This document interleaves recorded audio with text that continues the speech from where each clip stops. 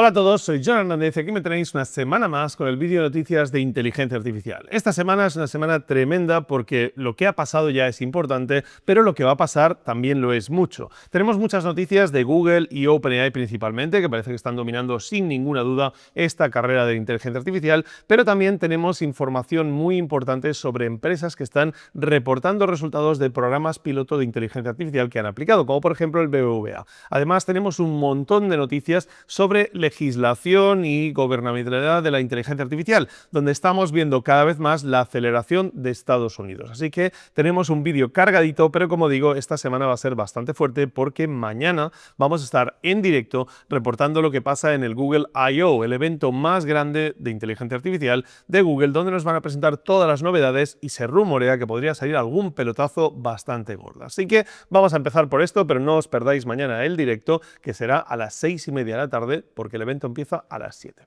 Lo primero es que Google ha revolucionado el mundo de la ciencia presentando una nueva inteligencia artificial, un nuevo agente de inteligencia artificial llamado AlphaEvolve. Bien, AlphaEvolve es un agente para diseñar nuevos algoritmos avanzados. ¿Y qué quiere decir esto? Pues que básicamente AlphaEvolve se ocupa de diseñar algoritmos para todo tipo de ciencia, para matemáticas, para computer science, para diferentes cosas, ¿vale? Y lo que hace es que tiene una recurrencia, es una inteligencia artificial con recurrencia, que va experimentando con nuevos posibles escenarios de cosas que se pueden hacer en esos campos. Y a partir de ahí, en base a los resultados de sus propios experimentos, se retroalimenta y desarrolla más y más. Este gráfico que nos han puesto aquí lo explica de la forma más fácil posible. La inteligencia artificial crea un algoritmo y a partir de ahí crea otro, pero siempre basándose en los resultados de los anteriores. Con lo cual la inteligencia artificial está cada vez haciéndolo mejor y mejor. A diferencia de la inteligencia artificial tradicional, la gracia está en que esto se retroalimenta y se autopromptea. Es un poquito como Manus, ese agente de inteligencia artificial que vimos más orientado a la programación, que básicamente le dabas una tarea y él empezaba a buscarse la vida para solucionarla, pero esto con algoritmos de ciencia, es decir, con nuevos descubrimientos científicos. La gracia es que funciona y es que realmente está empezando a aportar nuevo conocimiento. Fijaros que uno de los mayores problemas que han presentado, uno de los ejemplos que han presentado, es lo que se llama The Kissing Problem. El Kissing Problem básicamente es este ejemplo que nos ponen aquí, en que lo que intentan localizar es cuántas esferas pueden estar en contacto con una sola esfera en X dimensiones, ¿vale? Entonces, a partir de ahí esto se pone muy complicado. Si lo pensamos en 2 dimensiones, pues puedes pensar que unas 6 esferas pueden estar en contacto con una. Si lo pones ya en 3 dimensiones, pues ya probablemente son 12, etcétera, etcétera, ¿no? Pues esto se va complicando y cuando llegamos a la 11ª dimensión, los humanos teníamos el dato de que eran 592. Pues resulta que AlphaEvolve ha demostrado que son 593. Esto puede parecernos una gilipollez y que no tenga ningún valor, pero el hecho es que es conocimiento nuevo al que los humanos no habíamos podido llegar.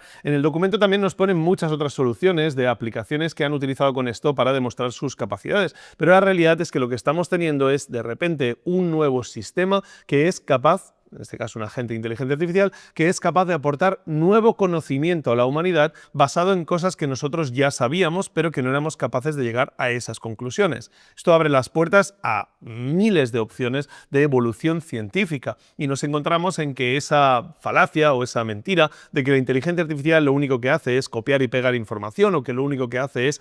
darnos respuestas que ya sabemos, se está empezando a cambiar de forma radical. En este caso, AlphaEvolve se está utilizando por parte de Google para muchas cosas, entre ellas para mejorar el entrenamiento de sus inteligencias artificiales, con lo cual estamos entrando en un programa de recurrencia en el que la IA entrena mejores modelos que después podemos utilizar para entrenar mejores AlphaEvolve y con lo cual que pueda descubrir nuevas fórmulas de entrenar mejores IAs y con lo cual entramos en un círculo en que la IA se automejora a sí misma. Y esto, desde luego, tiene sus peligros, pero puede acelerar muchísimo el avance en inteligencia artificial y por ende, como sabéis, cuando avanza la inteligencia artificial, avanzan todo el resto de campos, la medicina, la educación, las finanzas, etcétera, porque todas utilizan inteligencia artificial. Desde luego esto no es menor y hablamos de uno de los mayores proyectos que ha hecho Google hasta ahora. Sabéis que todo lo que llaman Alpha, por su nombre inicial, suele ser algo que tiene que ver con proyectos científicos un poco más orientados y no tanto a productos de consumo, y con lo cual lo que nos encontramos es es que de la misma forma que AlphaFold, esa aplicación que básicamente consiguió predecir el plegamiento de las proteínas en cadenas de aminoácidos para descubrir cómo aplicar nuevos medicamentos, etcétera, pues realmente de la misma forma que eso revolucionó la química, se llevó un premio Nobel de química, parece que AlphaEvolve va a revolucionar el mercado de los algoritmos y va a permitir que la recurrencia de automejora de la inteligencia artificial sea un hecho a partir de ahora. Con lo cual, mucha atención a esto, vamos a ver cómo lo van aplicando y vamos a ver los resultados que trae. No quiere decir que esto funcione pasado mañana, pero la realidad es que parece que va a ser una función muy interesante y un agente muy utilizado principalmente por los científicos. Bien, y hablando de Google y de ciencia, ¿recordáis Amy, esa inteligencia artificial orientada a diagnosticar mejor, a ayudar a los médicos a diagnosticar mejor? Pues bien, ahora ya tiene visión, ya es multimodal. Esta inteligencia artificial apareció en enero de 2024, cuando empezaba el año y empezaba muy fuerte, porque fue la primera que dio a ver que la inteligencia artificial podía llegar a diagnosticar mejor que los médicos humanos. Y ahí ya empezó un poco el drama de ver si esto realmente era fiable o no, pero la realidad es que Amy ha demostrado ser muy buena en lo que hace. Un médico utilizando Amy puede diagnosticar mejor y, como digo, Amy por sí sola parece que en algún tipo de diagnóstico es mejor que el médico diagnosticando utilizando la herramienta, lo cual pone pues, en un punto muy interesante el discurso social que tenemos que tener sobre si los médicos van a hacer falta en un futuro, etcétera. Pero bueno, esto lo dejamos para otro día porque es un debate que llevaría largo y tendido. La historia es que ahora tenemos Amy multimodal, que permite ya también ver imágenes, no solo interactuar por chat. Amy sigue funcionando de forma multimodal y tiene diferentes bases, y de momento están utilizándolo con 2,5 Flash, con lo cual la posibilidad de mejorarlo más a medida que mejore ese modelo, poniéndolo, por ejemplo, el 2,5 Pro. De momento lo que hace es coger la historia y a partir de ahí va evolucionando y va haciendo diferentes partes, ¿vale? El diagnóstico y después va respondiendo al paciente las dudas que pueda tener. La gracia está en que ya puede utilizarlo utilizando imágenes, y con lo cual no solo le podemos pasar un poco nuestros síntomas, sino fotos, por ejemplo, de una erupción que tengamos, y nos puede ayudar con el diagnóstico de ella. A partir de aquí, fijaros que nos comparten este gráfico en el que nos muestran los resultados con diferentes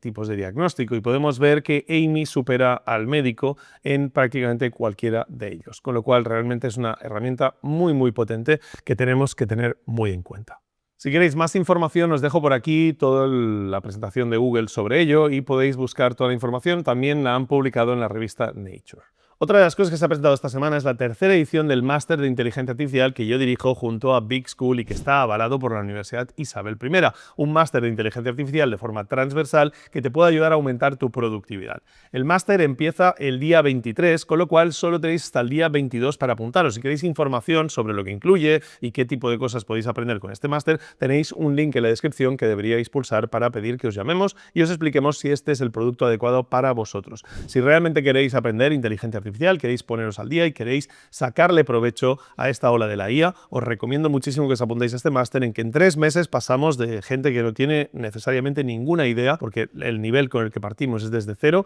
hasta gente que domina la inteligencia artificial al nivel que lo utilizo yo o el resto de mi equipo. Además, contamos con grandísimos profesores como Pep Martorell, del Supercomputing Center de Barcelona, o gente como José, que es una de las mejores autoridades en automatizaciones. Tenemos un montón de profesores, tenemos un muy buen temario y tenemos muchísimas ganas de hacerte llegar al siguiente nivel con la inteligencia artificial. Así que recuerda, solo tienes hasta el día 22, hasta este jueves, tienes el link en la descripción, apúntate al máster y te juro que aumentarás tu productividad de una forma radical y cambiará muchísimo tu forma de trabajar. Y ojo, novedades en ChatGPT, porque han sacado una serie de conectores para Deep Research. Deep Research es esa herramienta que nos permite buscar mucha información en Internet y recopilarla en un solo informe. Y está súper bien, es uno de los agentes más potentes que tiene ChatGPT a día de hoy y que puede hacer el trabajo de que una persona tarda 4 o 5 horas en hacer. Pero la función que le han añadido ahora es absolutamente brutal, porque lo podéis conectar a la base de datos de vuestra empresa. Si os fijáis, básicamente tenéis este desplegable aquí en el que podéis pulsar y podéis seleccionar conectar aplicaciones. Si veis, tenemos la opción de Internet, tenemos la opción de GitHub o, como digo, el botón de conectar aplicaciones. Si lo hacemos, veréis que, aparte de las aplicaciones que podemos conectar para la carga de archivos, también podemos meter conectores en la parte de la beta, es decir, en la parte de Deep Research. Solo me aparece ahora mismo GitHub porque necesito una VPN. Si aplico una VPN, fijaros que ya me aparece Microsoft OneDrive y Dropbox, estas dos herramientas que me puedo conectar si estoy fuera de Europa. Como sabéis, esto es algo típico que nos pasa con la inteligencia artificial y es que hay muchas cosas que primero salen en Estados Unidos y luego necesitan una autorización para publicarse en Europa. Pues bien, esta es una de esas grandes que nos va a poner en desventaja competitiva si seguimos regulando así, porque imaginaos lo que supone poder hacer deep research sobre documentación que tengamos de nuestra empresa, SharePoint, OneDrive personal o directamente Dropbox si lo preferís. La realidad es que esto supone una ventaja competitiva tremenda, porque en muchas empresas tenéis mucha información en la nube compartida y de repente puedes generar informes en base a esa información, informes de un cliente, informes de un tema, informes de lo que queráis. Os voy a enseñar un ejemplo que he hecho yo con información. Subí 3 PDFs a mi SharePoint de mi empresa y a partir de ahí le pedí que me hiciese un informe sobre placas solares. Este de aquí es el resultado del summary de documentos en SharePoint sobre solar panels y, como os digo, solo tenía 3 que le había subido para este propósito. Los ha localizado fácilmente y aquí me pone los documentos que ha encontrado y me dice los links donde están, etcétera, y me pone pues que está esta guía de solar panels, esta introducción a la electricidad y esta parte de Solar World Energy You and Me. Pero la realidad es que me ha encontrado también otros documentos que no tenían nada que ver. Me he encontrado uno, por ejemplo, que está duplicado y luego me he encontrado pues un deep research que hice entre la relación de China y USA en la competición por los chips de IA, que se ve que algo dice sobre temas de solares, y a partir de aquí también algunas cosas más, la presentación que hice para una empresa y varias cosas más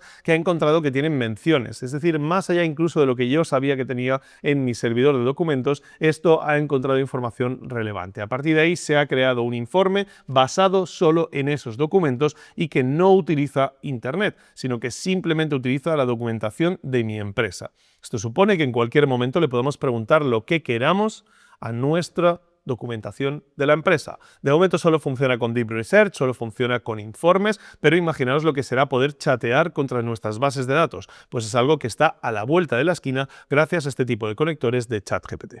Eso también funciona con GitHub y eso sí que tenéis en Europa y con lo cual podéis utilizarlo para los que os dedicáis a programar, para utilizar informes sobre vuestros repositorios de código. Sin duda la noticia que más ruido ha hecho de OpenAI esta semana no ha sido esta de los conectores, sino la presentación de Codex, el nuevo asistente o agente de programación que han presentado. Pero os tengo que avanzar que esto no es para la gente que no somos programadores, esto está muy enfocado a aquellos que son programadores pues más en serio, ¿no? Gente que tiene ya sus cuentas de GitHub con todos sus proyectos, etcétera, porque realmente está enfocado a eso, a que tú puedas compartirle tu GitHub y a partir de ahí que pueda hacer trabajos sobre él en asíncrono, lo cual quiere decir que tú puedes, y realmente creo que es el mayor valor de esta herramienta, ¿no? Que tú puedes trabajar múltiples tareas en paralelo, de forma que un programador, en lugar de ir haciendo tareas, pues arreglando bugs, etcétera, de uno en uno, lo que puede hacer es asignarle tareas a Codex y que Codex las vaya solucionando por su cuenta. En sí, Codex no es más potente de lo que eran los modelos hasta ahora a la hora de programar, simplemente es ligeramente mejor, pero sobre todo tiene una mejor interface más integrada y que puede trabajar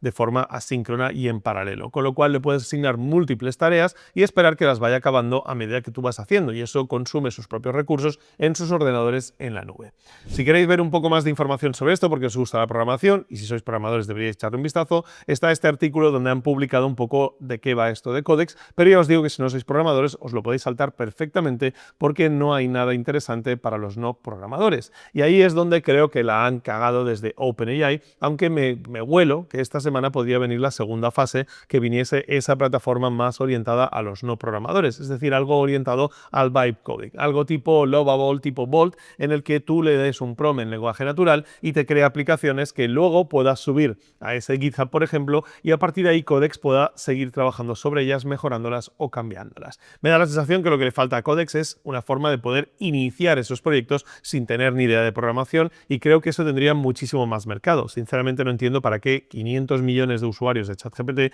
quieren acceso a Codex, aunque hay que decir que de momento solo tienen acceso a ello las cuentas Pro de 200 euros, las cuentas Teams y las cuentas de empresas grandes, es decir, las de Corporate de 300 o más usuarios. Las cuentas Plus dicen que les vendrá dentro de poco, pero por ahora solo lo tienen ese tipo de cuentas. En definitiva, es algo que es útil, probablemente para programadores, creo que realmente la vida del programador va a cambiar mucho en el próximo año, pero para la mayoría de los mortales como yo no nos aporta absolutamente ningún valor hoy por hoy y tendremos que esperar a que OpenAI se decida a entrar en el mercado del vibe coding, donde aquellos que no somos programadores podemos promptear en lenguaje natural para crear aplicaciones que nos puedan ser útiles en nuestro día a día. OpenAI esta semana no ha parado y también han introducido un nuevo benchmark que se llama Health Bench. Básicamente lo que intentan decir es que la IA tiene que ser útil y con lo cual una de las partes donde más útil puede ser la inteligencia artificial es en la salud. Con lo cual lo que han creado es un banco de pruebas, un benchmark para medir diferentes modelos y sus capacidades para resolver problemas de salud en diferentes campos.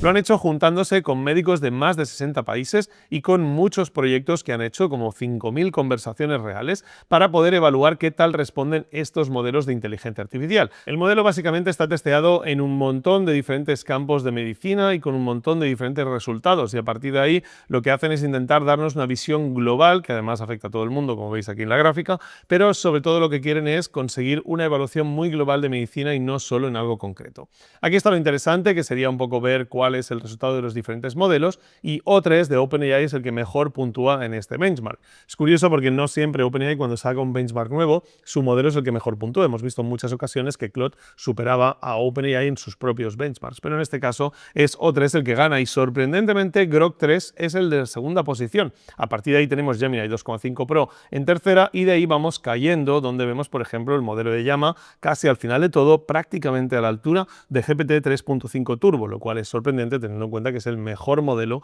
que Llama ha sacado en 2025 y que ya ha tenido un montón de rifirrafes por culpa de esto, porque no puntúa tan bien en otras pruebas como lo que decía Llama que puntuaba. En cualquier caso, lo que vemos es que los modelos siguen siendo, puntúan excepcionalmente bien y sobre todo, quizá lo más importante está por la parte más baja, donde podemos ver una gráfica en la que podemos ver qué tal puntúan los médicos contra los modelos, y podemos ver que cuando un médico no tiene ningún tipo de modelo puntúa aquí, cuando los modelos de 2024 se utilizan, puntúan aquí, y el médico utilizando los modelos de 2024 puntúa más o menos, aunque ligeramente por debajo y en algunos campos ligeramente por encima. Bien, con los modelos de 2025 lo que vemos es que los médicos mejoran muchísimo, pero sobre todo los modelos por sí mismos son mejores que los médicos en prácticamente todo. Esto va en línea con lo que hemos visto antes de Google y Amy, en que el médico puntúa peor utilizando la herramienta que la herramienta por sí sola, y con lo cual lo vamos a ver cada vez más en más campos, sobre todo en la parte de la medicina y el diagnóstico. Bien, OpenAI ha seguido con más cosas y una gráfica que se ha publicado, que creo que es interesante, es esta que veis en pantalla. Básicamente yo creo que es el fin de una era, porque podemos ver, aunque ya estamos en 2025, que a finales de 2024 ChatGPT superó en visualizaciones en la web a Wikipedia. Eso quiere decir que hay un cambio radical del paradigma de la búsqueda de información, donde tradicionalmente, pues por temas de resultados, Wikipedia tenía un gran protagonismo en cómo encontrábamos información, y parece ser que ChatGPT es la nueva forma de encontrar información de esta nueva era. Desde luego, el fin de una era sin ninguna duda y el inicio de otra en una sola imagen. Bien, esta noticia tiene que ver con OpenAI, como veis lo pone por aquí, pero también con una empresa española de las más grandes, con BBVA, el banco. Básicamente lo que nos dice es que han ampliado a 11.000 licencias la prueba piloto que hicieron para sus empleados. Esto quiere decir que BBVA ha comprado 11.000 licencias de ChatGPT a OpenAI para sus empleados. Esto viene de una prueba piloto, como os decía, que hicieron una prueba con 3.300 usuarios, si no recuerdo mal, y durante 5 o 6 meses estuvieron probando a ver qué tal reaccionaban a ello. Pues bien, el resultado fue excepcional, y ahora en esta nueva noticia nos dan un poco más de detalle de lo que nos habían dado hasta ahora, porque sabíamos que habían hecho muchos GPTs y que los compartían y que les parecía muy útil, pero bien, fijaros en el dato, porque básicamente les permite ahorrarse una media de casi 3 horas semanales de trabajo por empleado solo aplicando ChatGPT. Además, más del 80% de los usuarios con licencia lo utiliza a diario. Eso quiere decir que es realmente útil. Y sobre todo hay otro dato importante, y es que nos dicen que la recomendación de la herramienta por parte de los usuarios que lo utilizan roza la excelencia, es decir, roza el 10 sobre 10.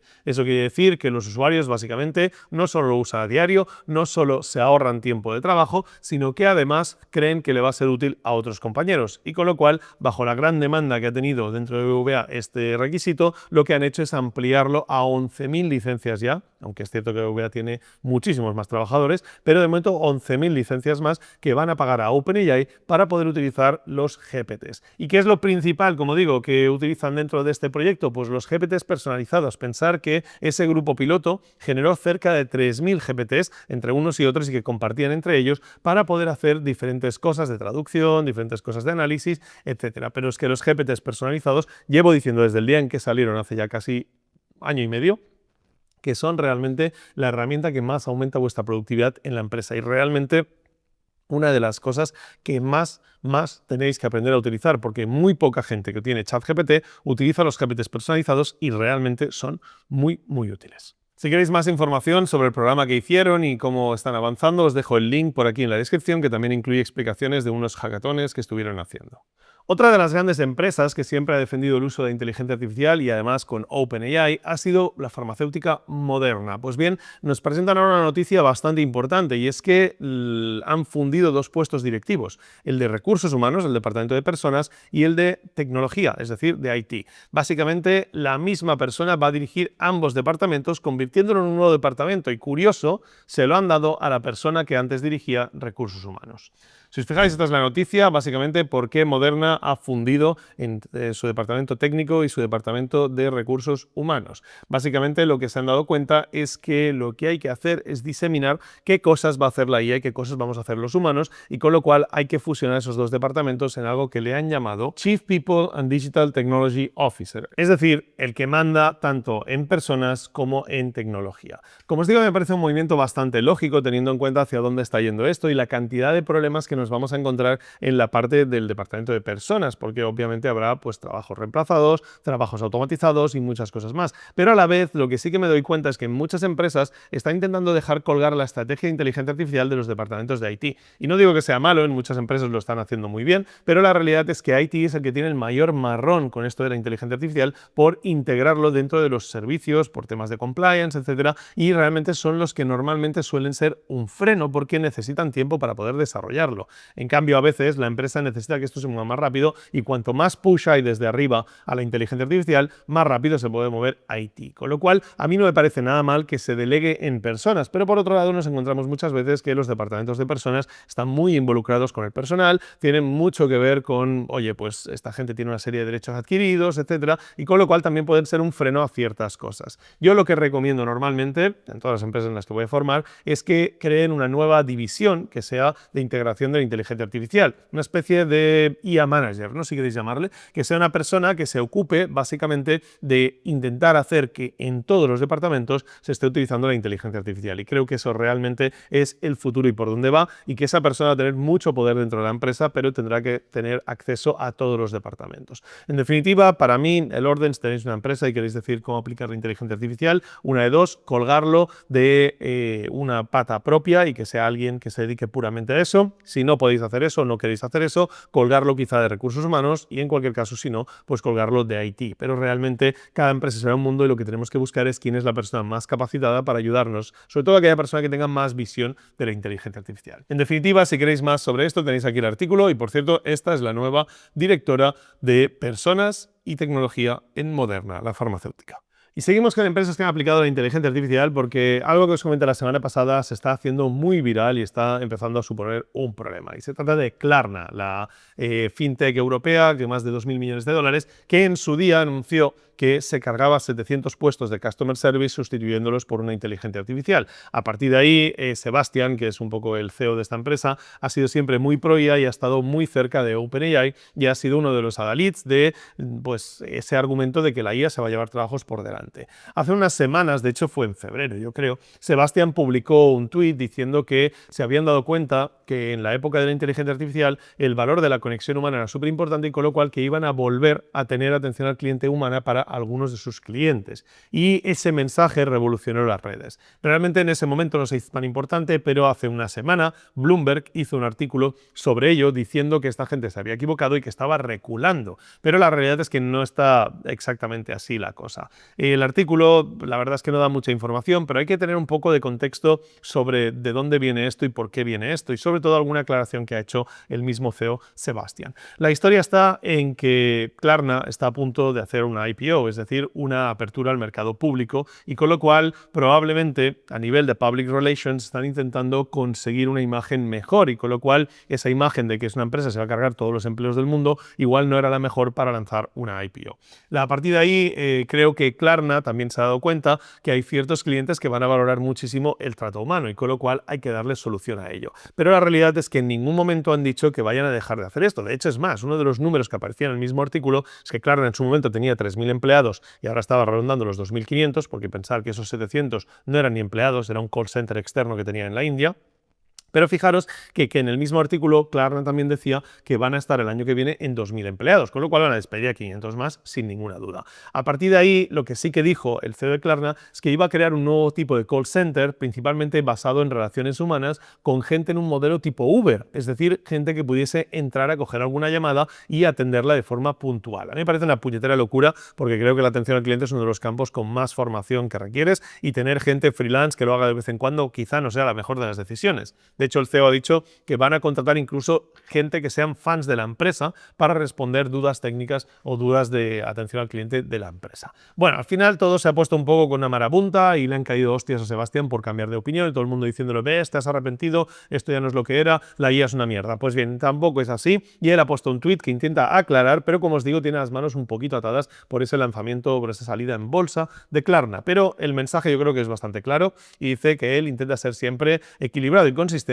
y que simplemente dos cosas pueden ser verdad a la vez. Por un lado, van a conducir enormes eficiencias ayudados por la IA, y esto va a continuar. Esto quiere decir que van a continuar despidos de atención al cliente por la IA, pero por otro lado dice que nos hemos dado cuenta que en un mundo de la IA la relación al cliente con una conexión humana será muy evaluada aún más de lo que era anteriormente, y con lo cual debemos ofrecerla, ¿vale? Y ojo a la palabra, porque dice debemos ofrecerla, no darla. A partir de aquí dice que los medios de comunicación no hacen muy bien, no gestionan muy bien cuando tienen dos mensajes a la vez. Bien, básicamente yo lo que creo que significa esto es que van a ofrecer un Customer Service VIP, una atención al cliente para aquellos que quieran pagarla, que sea con humanos, y para el resto les van a dar IA. Eso quiere decir que con la IA se van a poder quitar el 99% de los problemas y consultas habituales, y para aquellos problemas que sean un poco más complejos, si quieres una relación mejor con Klarna, pues podrás tener algún tipo de tier, seas un cliente habitual, sea porque pagas una membresía o sea por lo que sea,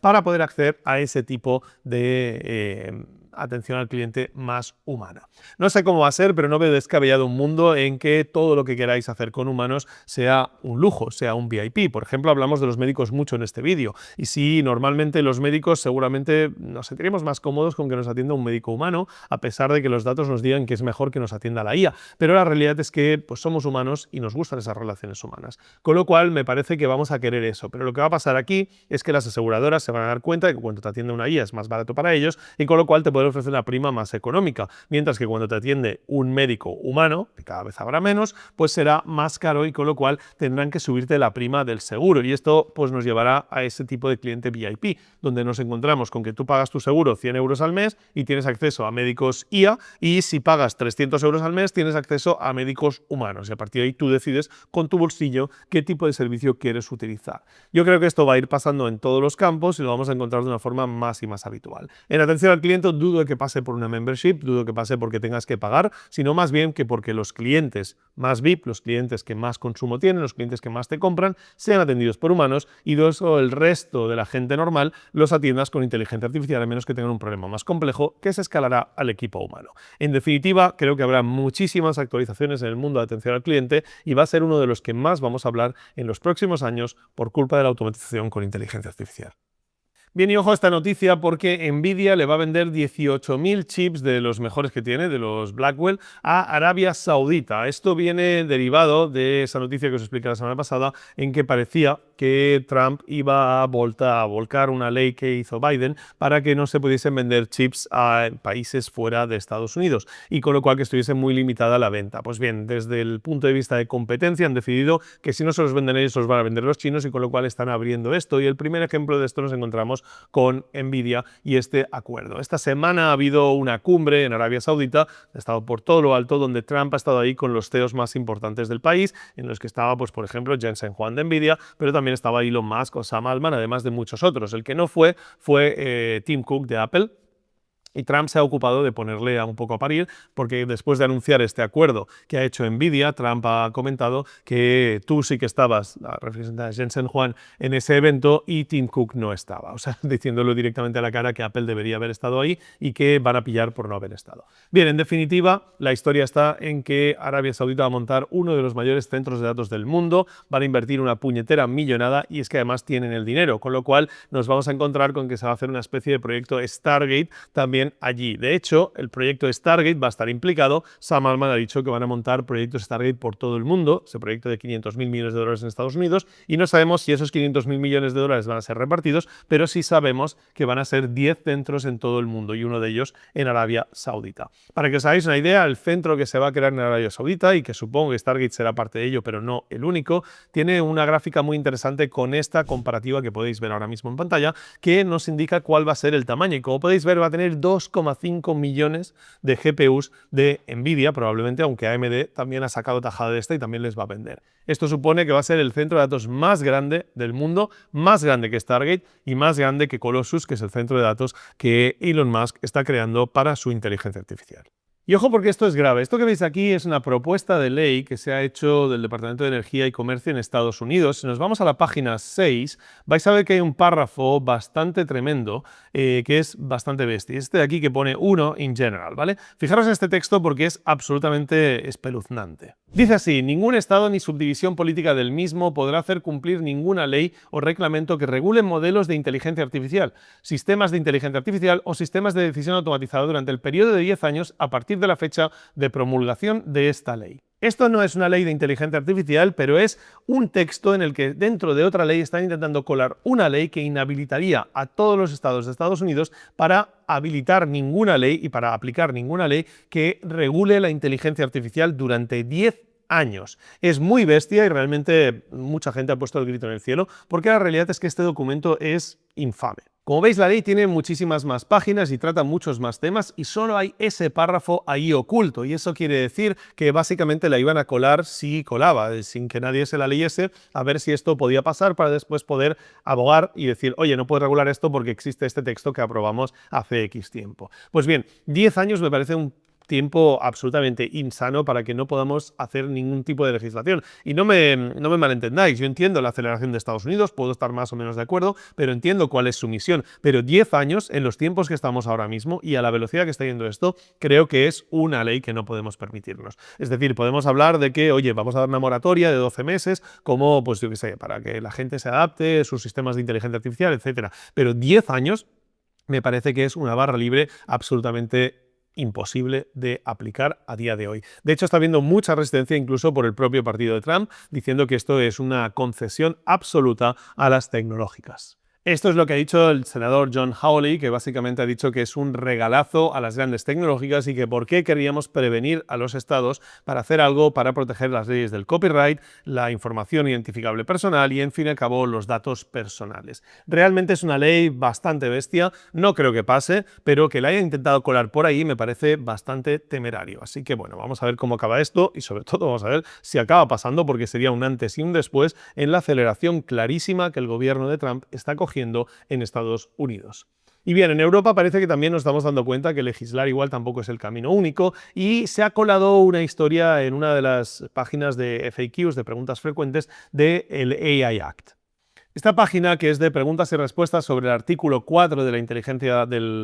la regulación de inteligencia artificial europea, tiene una parte por aquí abajo que pone el enforcement, es decir, la aplicación del artículo 4. Y aquí hay una pregunta que dice, ¿cuándo aplicará esta ley? Es decir, ¿cuándo empezaremos a utilizarla? Esta ley entró en vigor en febrero de este año, esta parte de la ley, este artículo, y básicamente lo que nos dicen aquí es que entró el 2 de febrero del 25, pero que no va a aplicarse y no se va a hacer ninguna supervisión ni control hasta el 3 de agosto del 2026, es decir, a partir de mediados del año que viene. Esto es la primera vez que se publica y la verdad es que gracias a los que me lo habéis mandado, porque es raro encontrar estos pequeños detalles, pero tiene mucha significación porque básicamente lo que nos están dando es pues cancha ancha para poder acostumbrar las aplicaciones al reglamento de la inteligencia artificial. Recordad que en España se aplicó un sandbox para poder practicar esto sin ser pues que te metan un puro por haberlo hecho mal. Pues parece que desde Europa nos están diciendo calma, tenemos esta ley aquí, pero hasta agosto de 2026 no vamos a entrar a controlar quién lo aplica y quién no lo aplica.